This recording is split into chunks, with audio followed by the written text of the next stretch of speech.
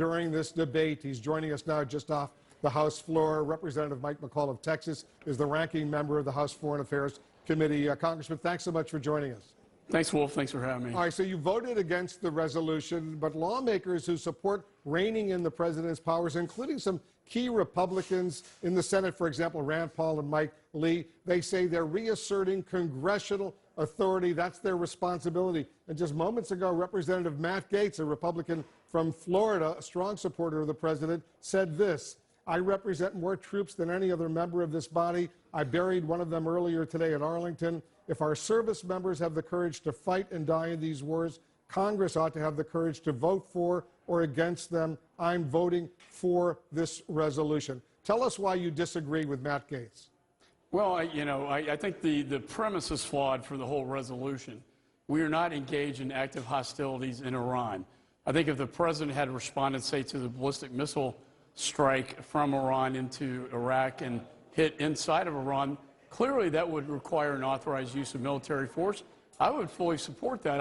I'm not saying that Article 1, we clearly have a role as members of Congress to declare war and authorize use of military forces. I will say Jay Johnson, who's a good friend, former Secretary of Homeland, DOD legal counsel, who used to authorize these airstrikes, said that this was a completely lawful military objective and that no authorization was needed from Congress. I agree with the Democrat Secretary Jay Johnson that in this case, we're not there. It's premature. And in fact, the president's trying to de-escalate this. Been clear he doesn't want war. He wants peace in the matter. And I think the last point is usually this goes through the Foreign Affairs Committee. We have hearings. We mark it up.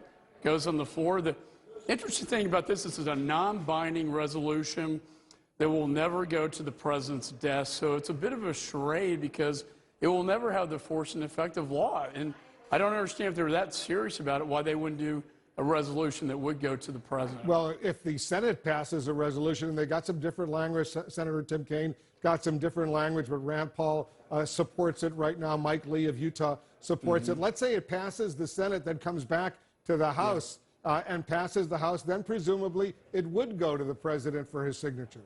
And I think that's absolutely correct. I think that's probably the more likely scenario, is that Kaine's resolution comes to the House and then it'll go to the president. He'll veto it. I think the veto will be sustained.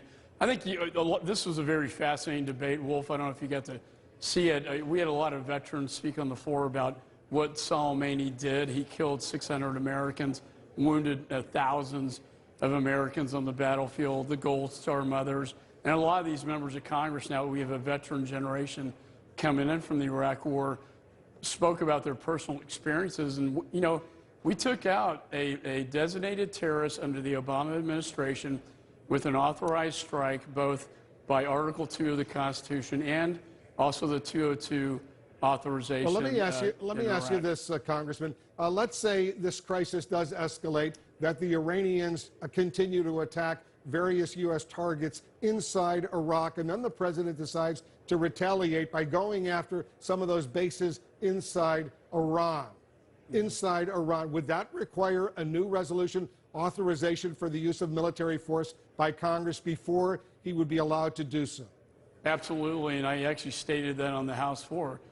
In the event that happens, had he retaliate against the surface-to-air missile sites in Iran, there's no authorization for the president to go into Iran.